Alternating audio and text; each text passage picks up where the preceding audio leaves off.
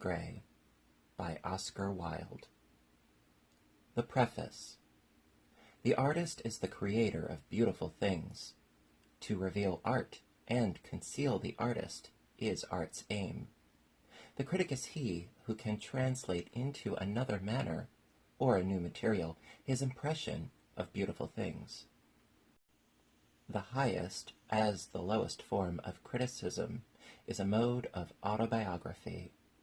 Those who find ugly meanings in beautiful things are corrupt without being charming. This is a fault. Those who find beautiful meanings in beautiful things are the cultivated. For these there is hope.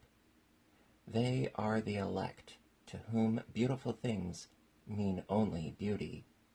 There is no such thing as a moral or an immoral book. Books are well written or badly written. That is all.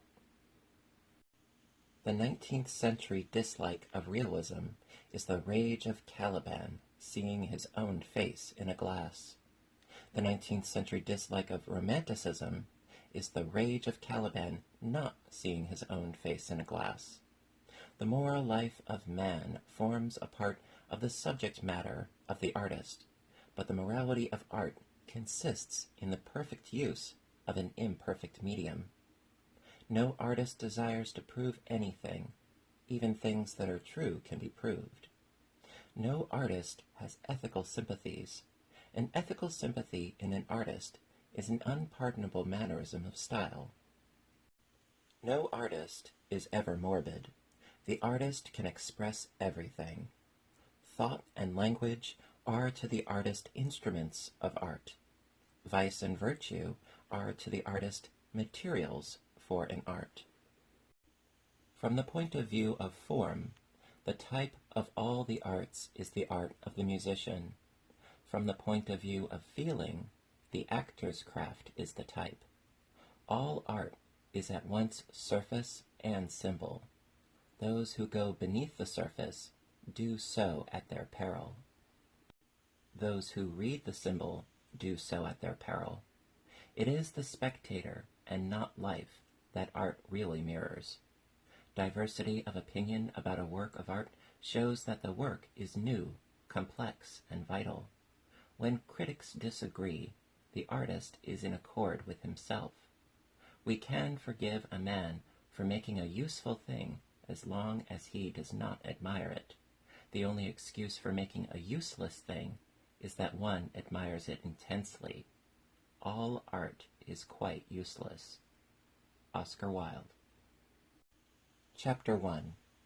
The studio was filled with the rich odor of roses, and when the light summer wind stirred amidst the trees of the garden, there came through the open door the heavy scent of the lilac, or the more delicate perfume of the pink flowering thorn. From the corner of the divan of Parisian saddlebags on which he was lying, smoking, as was his custom, innumerable cigarettes, Lord Henry Wotton could just catch the gleam of the honey-sweet and honey-colored blossoms of a laburnum, whose tremulous branches seemed hardly able to bear the burden of a beauty so flame-like as theirs.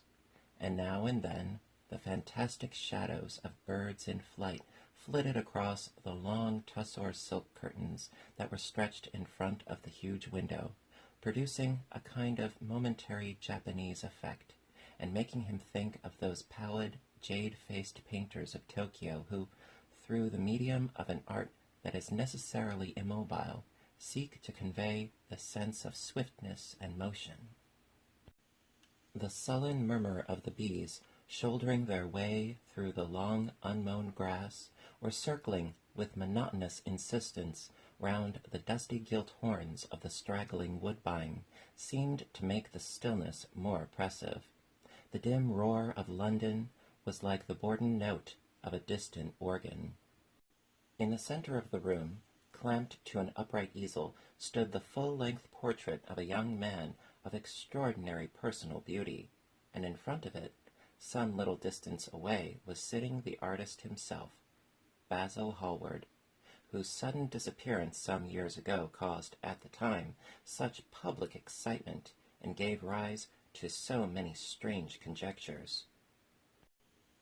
As the painter looked at the gracious and comely form he had so skilfully mirrored in his art, a smile of pleasure passed across his face, and seemed about to linger there, but he suddenly started up, and closing his eyes, placed his fingers upon the lids, as though he sought to imprison within his brain some curious dream from which he feared he might awake.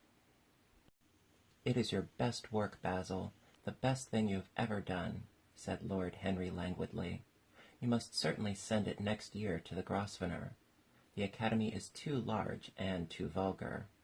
Whenever I have gone there, there have been either so many people that I have not been able to see the pictures, which was dreadful, or so many pictures that I have not been able to see the people, which was worse. The Grosvenor is really the only place." "I don't think I shall send it anywhere," he answered, tossing his head back in that odd way that used to make his friends laugh at him at Oxford. "No, I won't send it anywhere." Lord Henry elevated his eyebrows and looked at him in amazement through the thin blue wreaths of smoke that curled up in such fanciful whirls from his heavy opium-tainted cigarette. "Not send it anywhere?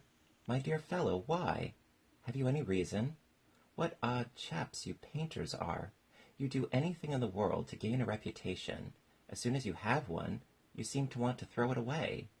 It is silly of you, for there is only one thing in the world worse than being talked about, and that is not being talked about.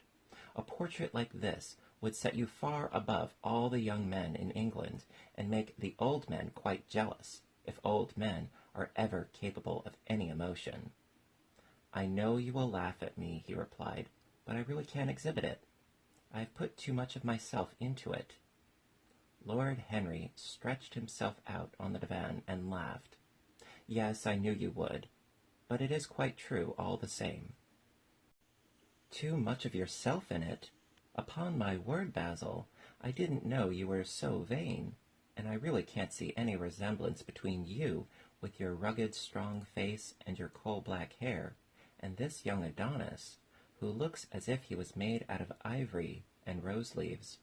Why, my dear Basil, he is a Narcissus, and you, well, of course you have an intellectual expression and all that, but beauty, real beauty, ends where an intellectual expression begins. Intellect is in itself a mode of exaggeration and destroys the harmony of any face. The moment one sits down to think, one becomes all nose or all forehead or something horrid. Look at all the successful men in any of the learned professions, how perfectly hideous they are, except, of course, in the church. But then in the church they don't think. A bishop keeps on saying, at the age of 80, what he was told to say when he was a boy of 18, and as a natural consequence he always looks absolutely delightful. Your mysterious young friend, whose name you have never told me, but whose picture really fascinates me, never thinks. I feel quite sure of that. He is some brainless, beautiful creature who should always be here in winter when we have no flowers to look at, and always here in summer when we want something to chill our intelligence. Don't flatter yourself, Basil. You are not in the least like him." "You don't understand me, Harry," answered the artist. "Of course I am not like him. I know that perfectly well. Indeed, I should be sorry to look like him." "You shrug your shoulders? I'm telling you the truth. There is a fatality about all physical and intellectual distinction, the sort of fatality that seems to dog through history the faltering steps of kings. It is better not to be different from one's fellows. The ugly and the stupid have the best of it in this world. They can sit at their ease and gape at the play. If they know nothing of victory, they are at least spared the knowledge of defeat. They live as we all should live, undisturbed, indifferent, and without disquiet. They neither bring ruin upon others, nor ever receive it from alien hands. Your rank and wealth, Harry, my brains, such as they are, my art, whatever it may be worth, Dorian Gray's good looks, we shall all suffer for what the gods have given us. suffer terribly. Dorian Gray? Is that his name? Asked Lord Henry, walking across the studio towards Basil Hallward. Yes, that is his name. I didn't intend to tell it to you. But why not? Oh, I can't explain. When I like people immensely, I never tell their names to anyone. It is like surrendering a part of them. I have grown to love secrecy. It seems to be the one thing that can make modern life mysterious or marvelous to us. The commonest thing is delightful, if one only hides it. When I leave town now, I never tell my people where I'm going. If I did, I would lose all my pleasure. It is a silly habit, I dare say, but somehow it seems to bring a great deal of romance into one's life. I suppose you think me awfully foolish about it. Not at all, answered Lord Henry. Not at all, my dear Basil. You seem to forget that I am married, and the one charm of marriage is that it makes a life of deception absolutely necessary for both parties. I never know where my wife is, and my wife never knows what I am doing. When we meet, we do meet occasionally, when we dine out together or go down to the Duke's. We tell each other the most absurd stories, with the most serious faces. My wife is very good at it, much better in fact than I am. She never gets confused over her dates, as I always do, but when she does find me out, she makes no row at all. I sometimes wish she would, but she merely laughs at me. I hate the way you talk about your married life, Harry, said Basil Hallward, strolling towards the door that led into the garden. I believe that you are really a very good husband, but that you are thoroughly ashamed of your own virtues. You are an extraordinary fellow. You never say a moral thing, and you never do a wrong thing. Your cynicism is simply a pose. Being natural is simply a pose, and the most irritating pose I know, cried Lord Henry, laughing, and the two young men went out into the garden together and ensconced themselves on a long bamboo seat that stood in the shade of a tall laurel bush. The sunlight slipped over the polished leaves. In the grass, white daisies were tremulous. After a pause, Lord Henry pulled out his watch. I am afraid I must be going, Basil, he murmured, and before I go, I insist your answering a question I put to you some time ago. What is that? Said the painter, keeping his eyes fixed on the ground. You know quite well. I do not, Harry. Well, I will tell you what it is. I want you to explain to me why you won't exhibit Dorian Gray's picture. I want the real reason. I told you the reason. No, you did not. You said it was because there was too much of yourself in it. Now, that is childish. Harry, said Basil Hallward, looking him straight in the face, every portrait that is painted with feeling is a portrait of the artist, not of the sitter. The sitter is merely the accident, the occasion. It is not he who is revealed by the painter. It is rather the painter who, on the colored canvas, reveals himself.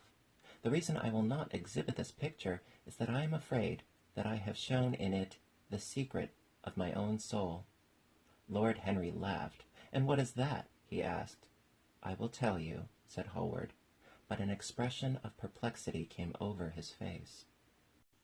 I'm all expectation, Basil, continued his companion, glancing at him. Oh, there is really very little to tell, Harry, answered the painter, and I am afraid you will hardly understand it. Perhaps you will hardly believe it. Lord Henry smiled, and leaning down, plucked a pink-petaled daisy from the grass and examined it.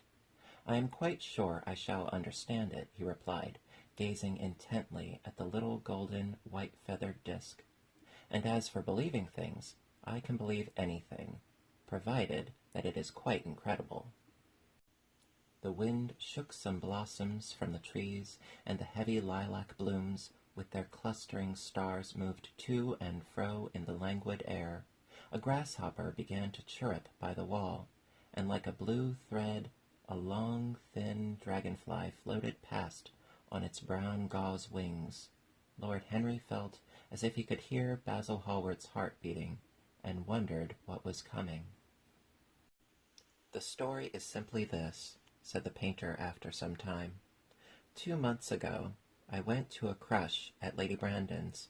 You know we poor artists have to show ourselves in society from time to time, just to remind the public that we are not savages. With an evening coat and a white tie, as you told me once, anybody, even a stockbroker, can gain a reputation for being civilized. Well, after I'd been in the room about 10 minutes, talking to huge, overdressed dowagers and tedious academians, I suddenly became conscious that someone was looking at me.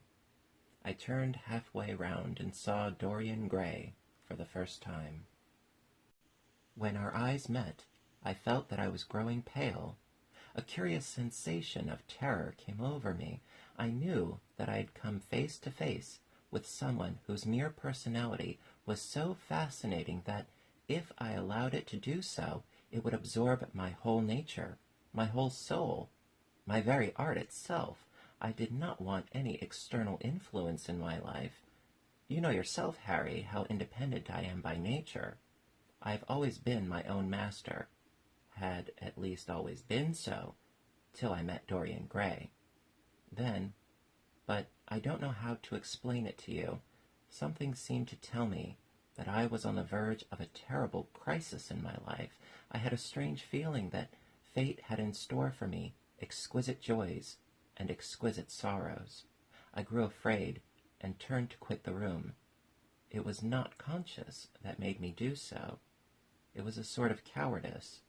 I take no credit to myself for trying to escape.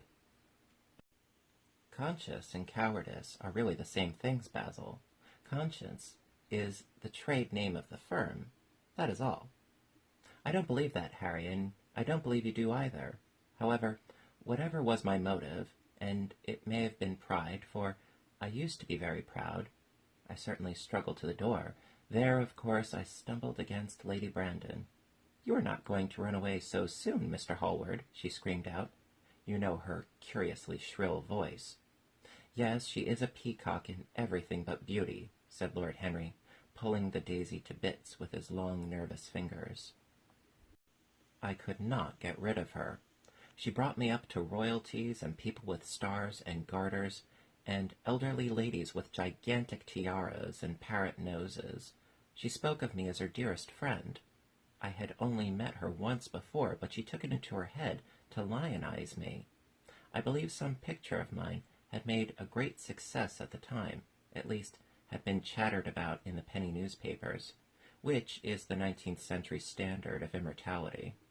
Suddenly, I found myself face to face with a young man whose personality had so strangely stirred me. We were quite close, almost touching. Our eyes met again. It was reckless of me, but I asked Lady Brandon to introduce me to him. Perhaps it was not so reckless after all. It was simply inevitable. We would have spoken to each other without any introduction. I am sure of that. Dorian told me so afterwards. He, too, felt that we were destined to know each other. "And how did Lady Brandon describe this wonderful young man?" asked his companion. "I know she goes in for giving a rapid précis of all her guests. I remember her bringing me up to a truculent and red-faced old gentleman, covered all over with orders and ribbons, and hissing into my ear in a tragic whisper which must have been perfectly audible to everybody in the room, the most astounding details. I simply fled. I like to find out people for myself, but Lady Brandon treats her guests exactly as an auctioneer treats his goods. She either explains them entirely away or tells one everything about them, except what one wants to know." "Poor Lady Brandon! You are hard on her, Harry," said Hallward listlessly. "My dear fellow, she tried to found a salon and only succeeded in opening a restaurant. How could I admire her? But tell me, what did she say about Mr. Dorian Gray?" "Oh, something like, 'Charming boy, poor dear mother and I absolutely inseparable. Quite forget what he does. Afraid he doesn't do anything. Oh yes, plays the piano, or is it the violin? Dear Mr. Gray." Neither of us could help laughing, and we became friends at once. Laughter is not at all a bad beginning for a friendship, and it is far the best ending for one, said the young lord, plucking another daisy. Hallward shook his head. You don't understand what friendship is, Harry, he murmured, or what enmity is, for that matter. You like everyone, that is to say, you are indifferent to everyone. How horribly unjust of you, cried Lord Henry, tilting his hat back and looking up at the little clouds that, like ravelled skeins of glossy white silk, were drifting across the hollowed turquoise of the summer sky. Yes, horribly unjust of you. I make a great difference between people. I choose my friends for their good looks, my acquaintances for their good characters, and my enemies for their good intellects. A man cannot be too careful in the choice of his enemies. I have not got one who is a fool. They are all men of some intellectual power, and consequently they all appreciate me. Is that very vain of me? I think it is rather vain. I should think it was, Harry, but according to your category, I must be merely an acquaintance. My dear old Basil, you are much more than acquaintance, and much less than a friend. A sort of brother, I suppose. Oh, brothers, I don't care for brothers. My elder brother won't die, and my younger brothers seem never to do anything else. Harry, exclaimed Hallward, frowning. My dear fellow, I am not quite serious, but I can't help detesting my relations. I suppose it comes from the fact that none of us can stand other people having the same faults as ourselves. I quite sympathize with the rage of the English democracy against what they call the vices of the upper orders. The masses feel that drunkenness, stupidity, and immorality should be their own special property, and that if anyone makes an ass of himself, he is poaching on their preserves. When poor Southwark got into the divorce court, their indignation was quite magnificent, and yet I don't suppose that 10% of the proletariat live correctly. I don't agree with a single word that you have said, and, what is more, Harry, I feel sure you don't either. Lord Henry stroked his pointed brown beard, and tapped the toe of his patent leather boot with a tasselled ebony cane. How English you are, Basil! That is the second time you have made that observation. If one puts forward an idea to a true Englishman, always a rash thing to do, he never dreams of considering whether the idea is right or wrong. The only thing he considers of any importance is whether one believes it oneself. Now, the value of an idea has nothing whatsoever to do with the sincerity of the man who expresses it. Indeed, the probabilities are that the more insincere the man is, the more purely intellectual will the idea be, as in that case it will not be colored by either his wants, his desires, or his prejudices. However, I don't propose to discuss politics, sociology, or metaphysics with you. I like persons better than principles, and I like persons with no principles better than anything else in the world. Tell me more about Mr. Dorian Gray. How often do you see him? Every day. I couldn't be happy if I didn't see him every day. He is absolutely necessary to me. How extraordinary! I thought you would never care for anything but your art. He is all my art to me now, said the painter gravely.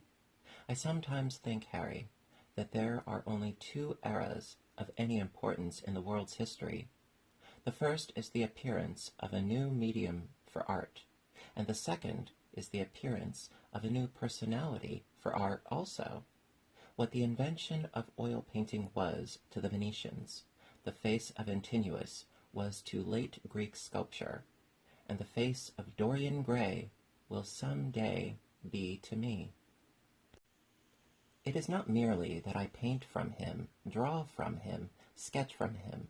Of course, I have done all that. But he is much more to me than a model or a sitter. I won't tell you that I am dissatisfied with what I have done of him, or that his beauty is such that art cannot express it. There is nothing that art cannot express, and I know that the work I have done since I met Dorian Gray, is good work, is the best work of my life. But in some curious way, I wonder will you understand me, his personality has suggested to me an entirely new manner in art, an entirely new mode of style. I see things differently. I think of them differently. I can now recreate life in a way that was hidden from me before, a dream of form in days of thought. Who is it that says that? I forget, but it is what Dorian Gray has been to me, the merely visible presence of this lad, for he seems to me little more than a lad, though he is really over 20. His merely visible presence, I wonder can you realize all that this means? Unconsciously, he defines for me the lines of a fresh school, a school that is to have in it all the passion of the romantic spirit, all the perfection of the spirit that is Greek, the harmony of soul and body. How much that is! We, in our madness, have separated the two, and have invented a realism that is vulgar, an ideality that is void. Harry, if only you knew what Dorian Gray is to me. You remember that landscape of mine, for which Agnew offered me such a huge price, but which I would not part with? It is one of the best things I have ever done. And why is it so? Because while I was painting it, Dorian Gray sat beside me. Some subtle influence passed from him to me, and for the first time in my life, I saw in the plain woodland the wonder I had always looked for, and always missed. Basil, this is extraordinary. I must see Dorian Gray. Hallward got up from the seat, and walked up and down the garden. After some time he came back. Harry, he said, Dorian Gray is to me simply a motive in art. You might see nothing in him. I see everything in him. He is never more present in my work than when no image of him is there. He is a suggestion, as I have said, of a new manner. I find him in the curves of certain lines, in the loveliness and subtleties of certain colors. That is all. Then why won't you exhibit his portrait? Asked Lord Henry. Because, without intending it, I have put into it some expression of all this curious artistic idolatry, of which, of course, I have never cared to speak to him. He knows nothing about it. He shall never know anything about it. But the world might guess it, and I will not bare my soul to their shallow, prying eyes. My heart shall never be put under their microscope. There is too much of myself in the thing, Harry, too much of myself. Poets are not so scrupulous as you are. They know how useful passion is for publication. Nowadays a broken heart will run to many editions. I hate them for it, cried Hallward. An artist should create beautiful things, but should put nothing of his own life into them. We live in an age when men treat art as if it were meant to be a form of autobiography. We have lost the abstract sense of beauty. Some day I will show the world what it is, and for that reason the world shall never see my portrait of Dorian Gray. I think you are wrong, Basil, but I won't argue with you. It is only the intellectually lost who ever argue. Tell me, is Dorian Gray very fond of you? The painter considered for a few moments. He likes me, he answered after a pause. I know he likes me. Of course, I flatter him dreadfully. I find a strange pleasure in saying things to him that I know I shall be sorry for having said. As a rule, he is charming to me, and we sit in the studio and talk of 1,000 things. Now and then, however, he is horribly thoughtless, and seems to take a real delight in giving me pain. Then I feel, Harry, that I have given away my whole soul to someone who treats it as if it were a flower to put in his coat, a bit of decoration to charm his vanity, an ornament for a summer's day. Days in summer, Basil, are apt to linger, murmured Lord Henry. Perhaps you will tire sooner than he will.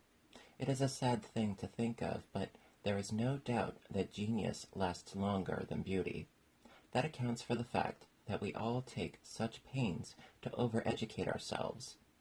In the wild struggle for existence, we want to have something that endures. and so we fill our minds with rubbish and facts in the silly hope of keeping our place. The thoroughly well-informed man, that is the modern ideal. And the mind of the thoroughly well-informed man is a dreadful thing. It's like a bric-a-brac shop, all monsters and dust, with everything priced above its proper value. I think you will tire first, all the same. Some day you will look at your friend, and he will seem to you to be a little out of drawing, or you won't like his tone of color or something. You will bitterly reproach him in your own heart, and seriously think that he has behaved very badly to you. The next time he calls, you will be perfectly cold and indifferent. It will be a great pity, for it will alter you.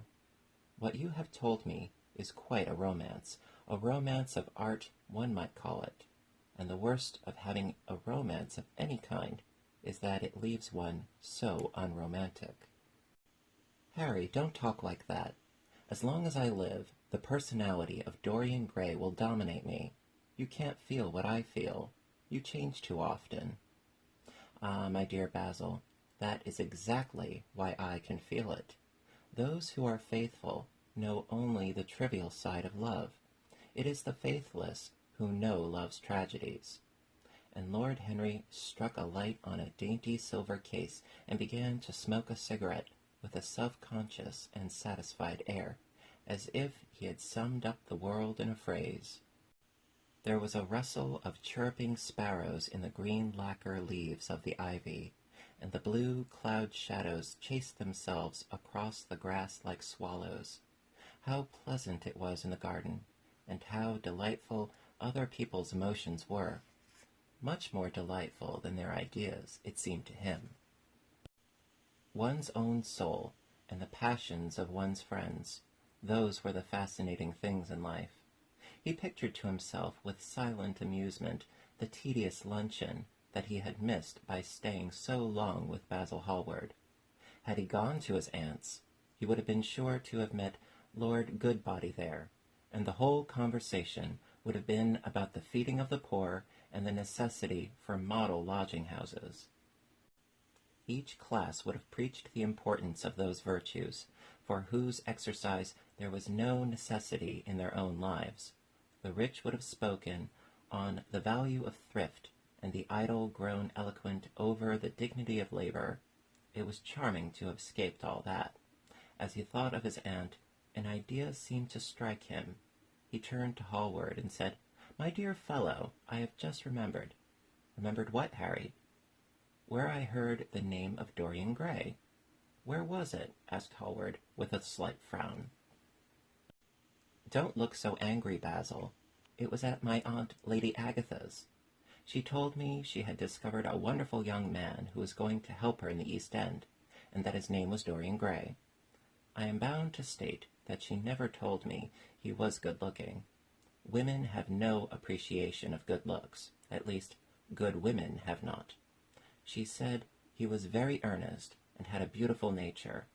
I, at once, pictured to myself a creature with spectacles and lank hair, horribly freckled, and tramping about on huge feet. I wish I had known it was your friend." "I am very glad you didn't, Harry." "Why?" "I don't want you to meet him." "You don't want me to meet him?" "No." "Mr. Dorian Gray is in the studio, sir," said the butler, coming into the garden. "You must introduce me now," cried Lord Henry, laughing. The painter turned to his servant, who stood blinking in the sunlight. "Ask Mr. Gray to wait, Parker. I shall be in a few moments." The man bowed and went up the walk. Then he looked at Lord Henry. "Dorian Gray is my dearest friend," he said. "He has a simple and a beautiful nature. Your aunt was quite right in what she said of him. Don't spoil him. Don't try to influence him. Your influence would be bad. The world is wide, and has many marvelous people in it. Don't take away from me the one person who gives to my art whatever charm it possesses. My life as an artist depends on him. Mind, Harry, I trust you." He spoke very slowly, and the words seemed wrung out of him almost against his will. "What nonsense you talk," said Lord Henry, smiling, and taking Hallward by the arm, he almost led him into the house.